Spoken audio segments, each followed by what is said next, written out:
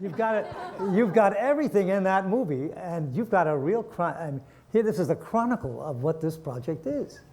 I have to congratulate you. This is absolutely magnificent. Out on the patio, Ray wanted to make sure I kept all the profanities out of the film. No, but I mean, each one is an individual figure. This drama that you really, I mean, for me, this was reliving the whole thing. I mean, I think for you as well, wasn't it? Beautifully done. Yeah. And, but the thing is that another big event took place at this last run, which was sort of amazing. That just as Les said, there was this month of August was unbelievable. I mean, we were about to quit. And the movie was a lot about the black hole. The thing we saw was actually something we had been hoping to find before the black holes. Now, let me tell you, what we saw were two neutron stars, which are stars that are the weight of the sun, about the weight of the sun, about the size of Manhattan. Okay? That means you're dealing with something that's enormously dense, and a teaspoon of it, if you stuck it in that material, would weigh millions of tons. You couldn't lift it. Ray, can I interject for a moment? Yeah, so please. one thing that's really neat and different about black holes and neutron stars is that black holes are black. Yeah. So they don't give off light. So you could point a telescope at a place where you thought two black holes were colliding and you shouldn't see much. Whereas with neutron stars, when they collide, they're made up of neutrons and matter. And in fact, there's a spectacular light show that should be followed by the gravitational waves. And now what's going on there is actually what made the newspapers. And it's that as these neutron stars come together, you begin to see that it looks like maybe not all, but certainly most of the very heavy elements are made in those collisions of two neutron stars. Like, for example, platinum, gold, lead, uranium.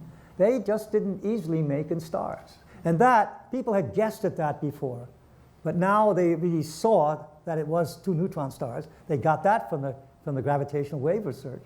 I'll just add, I mean, you guys are explorers, so you know that most expeditions are nothing but a series of hurdles. You cross one and you're immediately working on the next one. Or if you finish an expedition, you're immediately plotting the next one.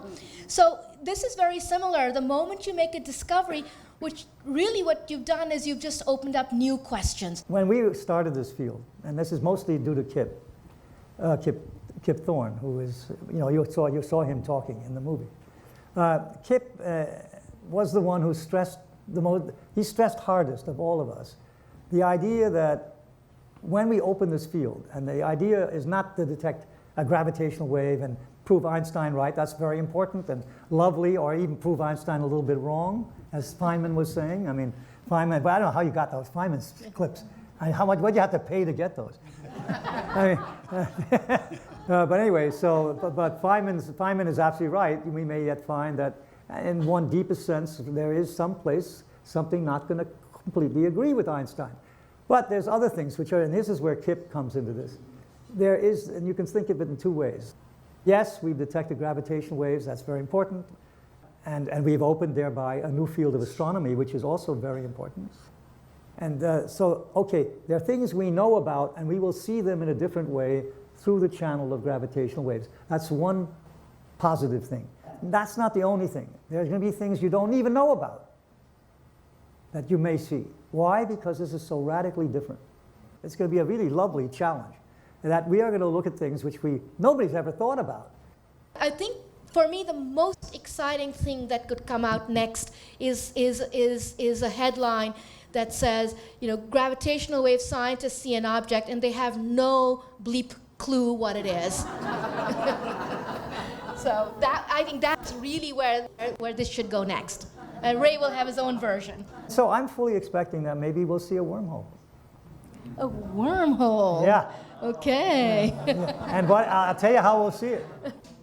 We'll see it that there is a special place in the sky where we see more than we should of gravitational waves.